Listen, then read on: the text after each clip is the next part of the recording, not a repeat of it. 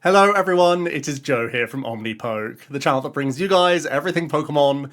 If you're looking for PTCG live codes, make sure you check out the Potown store. You can get a 5% discount on your orders using that code OmniPoke. Today we're going to be taking a look at the Aichi Champions League, a really interesting top 16 split here with some really interesting deck lists in here as well. This is of course going to be our NAIC format, so really important to take note of these decks and start using these as our blueprints, as our framework for our Destined Rivals format. Speaking of which, actually, we have already got a community ratings Google Doc out there if you want to rate these cards as you go. I'm going to leave it in the description to the video, but we really would like some more responses. We're at 56 right now. Hopefully we get over 100 just to have a better community ratings out there, and it's a great way for you to get more assimilated with the new cards that are up and coming. But I also wanted to take us back to the City Leagues in Japan to really paint that picture of what the format was like going into their large 5,000 player tournaments. So the City Leagues are 64 capped player tournaments normally, and this is some of their best ways that they can accumulate championship points outside of the majors that they have out in Japan. And by far and away, the best point earning deck was Raging Bolt, which is a bit surprising, although it continued to have great success in the Champions League as well. Sometimes we see that even a deck that's very popular in the lower tournaments don't always end up being the sort of best plays for the majors, but Raging Bolt seems to still be completely fine, and that's really interesting because there's also the Watchtower coming out from this expansion, which should in theory try and hinder the Noctowl at times. So that engine seems to be just completely fine, and maybe the Watchtower's not finding its way into enough of the other archetypes, or Raging Bolt at least still has enough to do outside of using Jewel Seeker. So that's a small interesting note for me as well, even denying things like Blood Moon Ursaluna in late games, although it's not known for playing Blood Moon Ursaluna in every deck, it can sometimes show up. So small note there, Raging Bolt on top, despite a new potential threatening card coming out in the latest set. Then we have the sort of two stage 2s that we know right now in our format to kind of dominant Gardevoir and Dragapult. For the most part, it's a lot of Dragapult Dusknoir out in Japan. That's by far and away the best performing archetype from their city leagues, and that's even though they have the Psyduck promo, which can stop you using Curse Blast, essentially, is what the Psyduck ability reads. So even though there's the counter that we won't have for NAIC, by the way, I believe it's going to be in our Worlds expansion, it's still far and away best as the Dusknoir build. That's their best performing lists. The Joltik Toolbox, as well as Archaladon, sort of round out that A tier in terms of point performance. Archaladon very much frequently is going to be the Monkey Dory Venture Bomb option, where you give yourself some extra damage counter placement. It helps you get around Pikachu. It also helps you use Monkey Math to set up into the likes of Raging Bolts. Sometimes that extra ping damage can help out against Gardevoir and such as well as like Monkey Dory just inherently punishing these sorts of stage 2 decks. I'm not going to go all the way down here, but still just worth noting about the B tier. The Charizard, the points here don't include the Charizard Dragapult. They're actually included in the Draga data. But Zardpult in the final week of those City Leagues certainly was really picking up a lot of results. So I think that was a bit of a sleeper deck coming into the City Leagues as the Dragapult deck that can at least take on Gardevoir. One of the biggest issues of regular, Pult Dusknoir and even straight Dragapult, which is far less popular in Japan, by the way, is that you have a pretty poor Gardevoir, and Charizard's trying to help out that Gardevoir somewhat by at least having that type coverage and at least forcing the Gardevoir to really heavily commit their Pokemon, so then you can hit them with a Jamming Tower and take multi-prizes that way. So, and you're not just falling prey to their Monkey Dories that they can just keep putting down against you and making your math work against you. So Zardpult is a combination. These point earnings are just other builds of Zard, so that's Pidgeot Dusknoir builds and Noctowl Terra builds. So that's worth noting that if we were to give some of the points of a Dragazard to this Charizard, this is just how I chose to split the data. It probably would have made it into the A tier. I have to fact check that, but definitely over the 2,000 point threshold easily. Marley's Grimstyle, I picture this deck as a metagame choice deck where I think it's really good at punishing Pult and Guardy, but pretty bad into Joltik Box and Raging Bolts. I don't know, maybe there's a bit more nuance to it, but I feel like that's the main place where Grimmsnarl sits, where it's pretty good against Budju because you at least have the stadium to still search out your engine, and you're happy Budwing back into them because you're slowly building your own Frostlass and Monkeys regardless. And you have the type coverage for Gardevoir, you have the Monkey Dory spread damage shenanigans for the Pulse that you can be a challenge for the other two stage 2. So I do think this is a really promising deck in the mix. Golden Go doing its usual thing, and Zoroark in the mix as well, similar to how we've seen over here in the West, where it's picked up that little bit of popularity, again, trying to find that niche of, like, having spread pressure for these two archetypes, which is worth noting. And then, like, the other things, I suppose, that are worth noting is that Mewtwo was that new deck from Destined Rivals, but hadn't really kicked on in many of their city leagues, and that continued to be the case into Aichi, where it was somewhat of a flop. Let's look at the lists in a bit more detail then, and not only have I got the winning deck list, I've also got the skeleton deck lists from the City Leagues to sort of compare the best performing lists with the sort of general lists that were coming out before this tournament. So we start off with a Dragazard victory, which, as I said, wasn't like massively surprising. If you really had your finger on the pulse with the online tournaments, you would have known this was sort of upticking as an archetype. But the way in which it's built is certainly interesting, in that it's a triple luminous energy approach that had the Monkey Dory as well. So that's something that's been yoinked from the straight Dragapults that we've seen out here in the West, where you can weave in Adrenabrain, which gives you some edge in mirror match situations, and can just generally even help with like Burning Darkness, getting some really cheeky math in. And we do see the double Watchtower, which is a huge tech card right now, definitely punishing the Flareon builds, the Raging Bolts out there, can catch some other things napping as well. So this is a great stadium card, and I do think this is an archetype that, you know, sometimes yearns for the artisan just to get into the game, especially when you have basics like Cleffa that you can see in the mix. But instead is going for a disruption approach with this regard, and completely ignores Budgie altogether, actually, and has Arven TM Evolution at its side, so that you're shrugging in the face of Budgie instead, and just getting into your Cloaks, getting into your Charmeleons. Other things to note, you've got the Psyduck, which we can't play, of course, but that protects you against Dusknoir, so you're not completely falling behind in mirror matches, which is pretty cool. The Chi-Yu in here is a single prize attacking threat, but also is very good against Golden Go, because it's a single prize revenge attacker that can obviously hit for weakness. And we at least have the core that you'd know from a Dragapult with the Adrenabrain side of things. And then you have Zard, which is, again, type coverage for Gardevoir, and just generally high damage beat stick potential card. With the double TM Evo, you're really leaning heavily into that, but I think there's a lot of smart takeaways here that I think we can easily import, even now, into our own standard lists. Surprising to see the Prime Catcher oftentimes as I bring up the other list now. This is like what the shell was. This is a 55 card shell of what you would typically see in the City Leagues, where it's much more frequently the unfair stamp. You don't often see, it's just the basic Psych Energy for the Dragapult as like a secondary attacker almost, but no Monkey Dory, so I think that's a big takeaway. And again, the Watchtower as like a tech choice rather than Artisan that was often showing up in the list. So even though it was like a known archetype, a really intelligent and different build of this deck, which was what ultimately took home the win. And I think we have to be on watch for the Watchtower, because I think this is, again, just a huge stadium card in general. Let's move on to the second place Raging Bolt, and there were more Raging Bolts in that top 16. So even though it was the best performing deck in the City Leagues, it was by no means a flop. In fact, it had a fantastic tournament overall, and I'm just trying to find what a sort of standard 60 looks like just so I can compare here. Some of the big notes from this deck list is that it has all three of the basic single prizes, so that you can weave in multiple different attacks with your one prize boards. We know this can be really powerful. Obviously, this is a Pikachu answer, but also just generally having multiple Fan Rotom and the Babybot and Koraidon gives you a lot of means of pressuring your opponents, especially against like Gardevoir and such, with single prize board states, which is massive.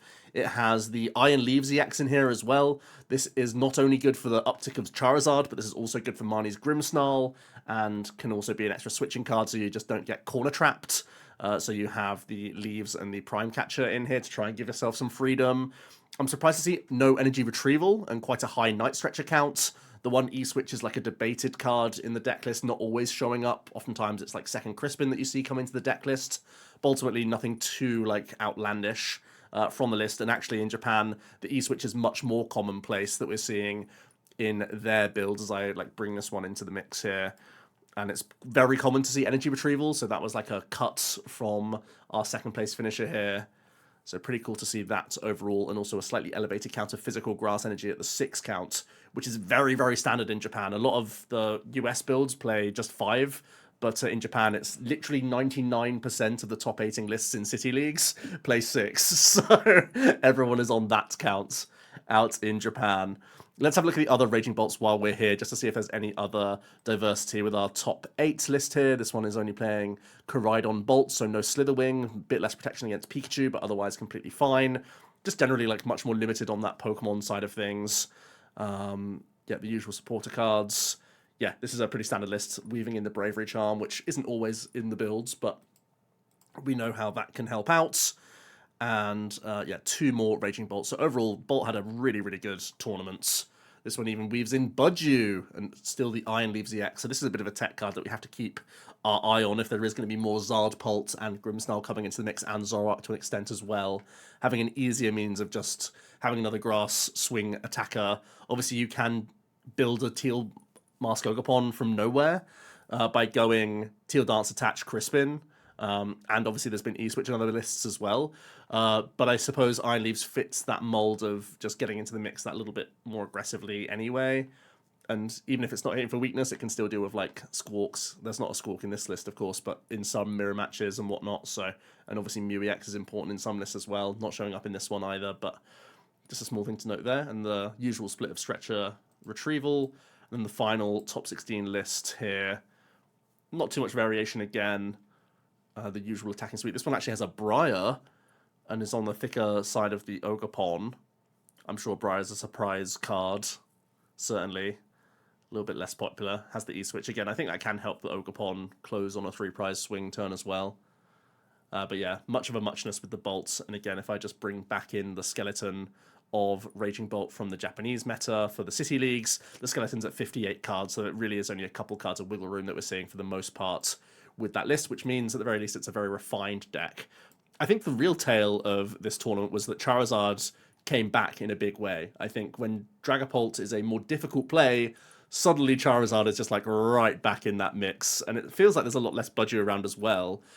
We didn't see the Budju in the winning Dragazard, and so far we've only seen it in one of the Bolts. Obviously, Bolts are very rarely playing it. But this Charizard was playing its own Budju, also had the Cleffer in here, had that TM evolution for Charmeleon and Pidgeotto, and of course Dusclops as well. And it has the usual things of forcing Briar, you know, with Curse Blast for the big KOs. Maximum Belt gives you easier reach early game into the basic EXs, but also can help you reach into the Dragapults that little bit easier earlier on in the game as well. And again, nothing too outlandish, just trying to have high counts of everything. Very stable, safe stuff. And it's just like old-fashioned Zard has just made that comeback, essentially. And that's also been the case in some of the City Leagues. Charizard's still like a fine pick. Like I said, it was in that B tier. And again, no thrills going on with the deck list. Sometimes League Headquarters is a popular tech card. But outside of that, it's like a really straightforward list. And that's exactly what we've seen from a top 4 placement of just maximize your counts of Zard and you're still a crazy broken deck at times. And again, I've been preaching this for a long time. TM Evolution showing up in all of these decks that we're seeing so far. And we're going to see more of it, trust me. It's such a clutch card right now. And you laugh into Budju if you can just Evo up and still get somewhere.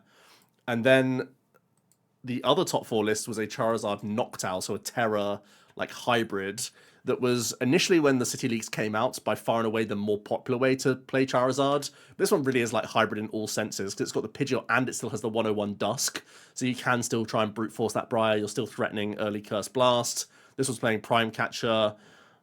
Maybe that can allow you to get into the mix with Terrapagos as a more aggressive attack option. You have Jet and Prime as some switching outs in here. But essentially, you just have an easy-to-find Terra from the Terrapagos side of things, and then your Noctowl at least gets you into these initial stage 2s that then sort of supplement you for the remainder of the game. So this is one of the lists that would be a little bit more punished by Budju, but at least you have the basic attacking threats here that can get going.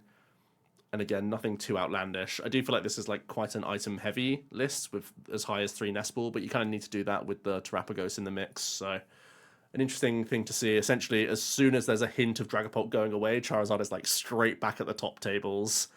So that's all the Charizard to speak of. Then we have some Gardevoir to look at. Gardevoir did get a top 8 placement, which is not too shabby at all.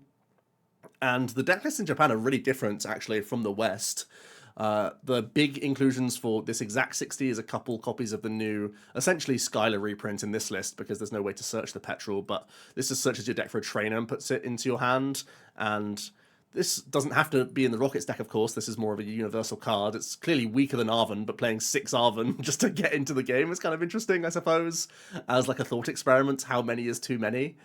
This is a surprising thing to see. Typically, you see a much higher Iono count, right? where typically it's like 3 or 4 Ionos in here, even with some research. So surprised to see a couple Petrol coming in. I suppose Petrol can get you Secret Box, which gets you like all sorts of things anyway, so that's kind of interesting from that regard. Just the one counter catcher and no boss. Again, the no boss thing has been something that we've seen in the West quite a bit and is carrying on here, but 1 CC is pretty low, even with the double Scream Tail. But yeah, going heavy monkey, thick on the physical count of the Gardavoirs as well. Obviously, you're playing the Evo, so it's a 3-3-3 line. But even just the 3 physical copies of Gardevoir means that you can Iono and research and hit this card that little bit more frequently against the Budgie. Surprisingly, there's no Budgie within this deck list either. Does have the Shaman to protect against bench spread though, so it feels like maybe Tran have got to that state where they're already prepped for opponents' Budgies just by having TM Evolution everywhere, and maybe they're seeing less value of it themselves and that people will shrug into it a bit more than we do in the West. So maybe that's a catch-up that we have to do that little bit. Another surprise to see is that there's no Nest Ball. In the West, we've seen 0 Poffin lists, but high Nest Ball counts, like as many as 4. Whereas in this list, we're seeing the 2 Poffin, no Nest Ball whatsoever. Even though like Monkey Dory is such a clutch card and so is Screamtail, I feel like 1 Nest Ball would be like pretty natural to see in the list when you have essentially 6 Skylers. So that's surprising. The TM Devolution, maybe this is a nod towards some Charizard coming back into the mix. Maybe this is somewhat of a mirror tech card as well, where you can set up certain things and take it all off the board in one go. Kind of interesting. But yeah, no Drifloon, just going Screamtail is the GOAT, essentially. And no Fez as well. That's actually something that's in a lot of the... Or sorry, not in a lot of the City League lists in Japan.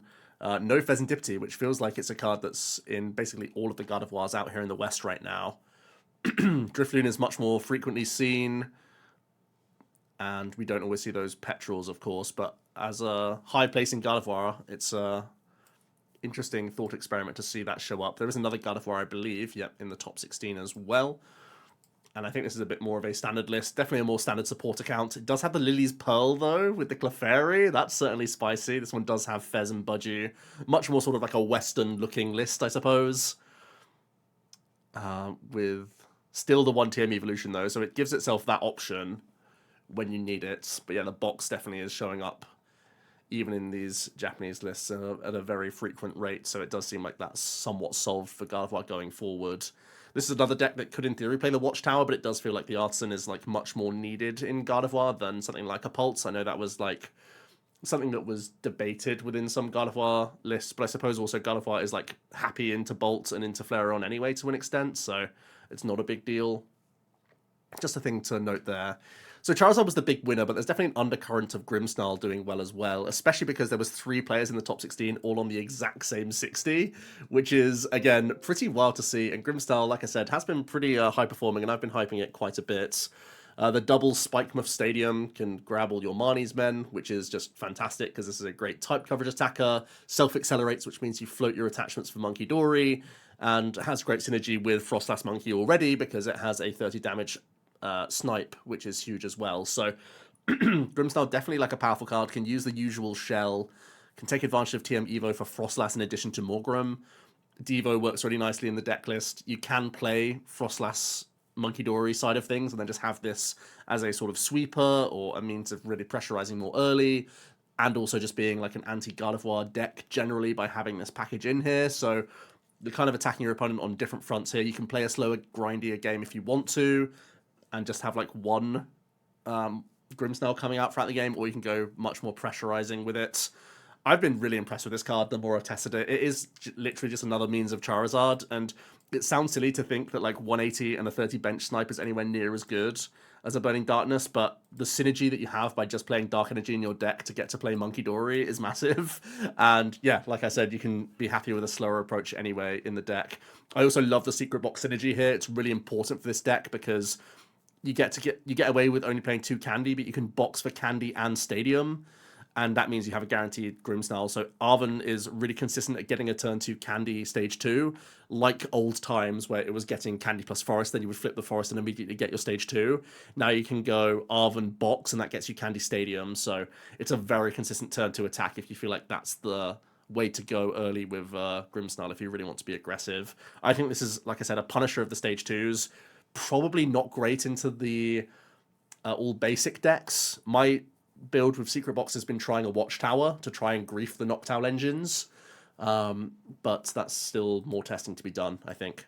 Very cool to see 3 of the same 60 doing well. And again, just to bring it in to the City League data, unfortunately, the images here aren't showing up. But these are the Grimstyles and the Stadium anyway. These are just cards that aren't showing up in the data reap.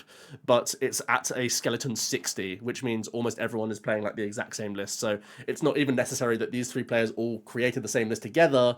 It shows just how ironed out Grimstyle has been in the City League results over the last few tournaments. There was one other list of Grimstyle, not too different. This one was playing the Moractus, but more or less just the same strategy going on here, still with a thick Grimstyle package.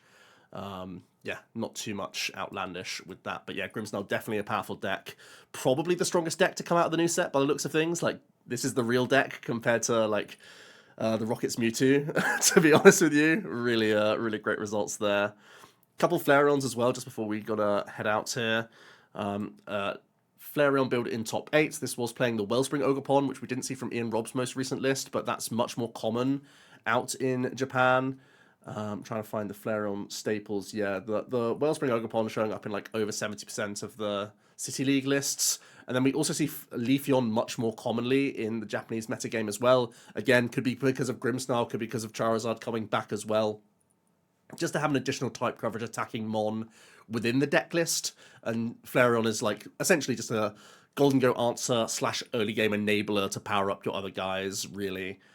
More often than not. The Cyrano is great in here, as we know. Sometimes you can see a Brock scouting in this position, sometimes both in the list. Sometimes you see Turo in the deck as well. But yeah, the Leafeon EX is quite common in the Japanese metagame. Just, again, bringing the City League data into the mix. But having the Sylveon gives you type coverage for the Dragapults pretty happily, and then you have decent attacks into all the other decks, and Wellspring is just very dangerous against Gardavir, of course, as well. So pretty cool to see. The other Flareon was not that similar, because this isn't playing the Clefairy or the Sylveon, which I think is a big surprise. Maybe it's just a metagame call in this case. It has the Black Belt's training to be more blanket high damage output, because Carnelian can reach that little bit higher to the 320 when you need to, but it does scare me to not have that damage output at your disposal. I suppose you do, like, with this approach, you just go early Wellspring and just have one Black Belt option with Flareon into the Dragapult matchup. Whereas definitely looking at like Ian Robb's list, for example, it would normally try and take a single prize early with Burning Darkness into like a Budgie, for example. And that's when you start powering up Sylveon and get rolling that way for Sylveon to essentially sweep the board. Whereas this is like much more similar to a Terror Box, where you come out the gate swinging with the Wellspring. So I suppose it's just 2 different ways of going about things there. Is there anything else that we need to look at? We've looked at the Gardevoirs, the Grimstyles. I think it's just the Wolves remaining to talk about. And again, there's nothing too crazy with the Wolves deck. We know what it's trying to do at this stage. I think it's surprising to see a Hero's Cape rather than the Poker Vital A, which is quite common. Actually, the Hero's Cape is the most common A-spec now from the City League data, just bringing this in once again, just for the standard counts. But you don't always see the bundle, I don't think, too often. That's more of a rare card showing up. The Fan Rotom as well, just that's fairly commonplace in the deck, just so you can punch lower hit point things if you want to. Obviously it gets multiple Frigoraph out as well, so if you know you're against the Bolt, you can just get multiple straight away. Kind of cool, honestly. The Super Potion as well, don't think I didn't see that. Yeah, the Wolves deck still doing its thing out in Japan. It's something that's really not kicked off at all in the West just yet. And even though it sort of had its murmurings in the City Leagues, it's done once again great at one of these majors where people possibly don't have enough tech cards going for them. But yeah, that's Aichi. Really interesting results. I think Dragazard's back on the map. Generally, Charizard is somewhat on the map. Dragapult may still be better for NAIC than it is in Japan. Again, that side up promo, we only saw it once, I think, actually. But it's generally from a metagame position of Dragapult. Maybe it is a shift away from Dusknoir, finally. But we'll have to see how that plays out. Grimstyle looking really powerful alongside Frostlass. I've been testing it with Zoroark, just saying. And even though there is the Watchtower, it won the tournament, the Watchtower. there's still Raging Bolts and Flareons littering our top 16. So that's another sort of knee-jerk reaction that I would expect to come at a later point. So let me know your thoughts down below. Hope you enjoyed today's video, and I'll see you tomorrow for another one. Cheers.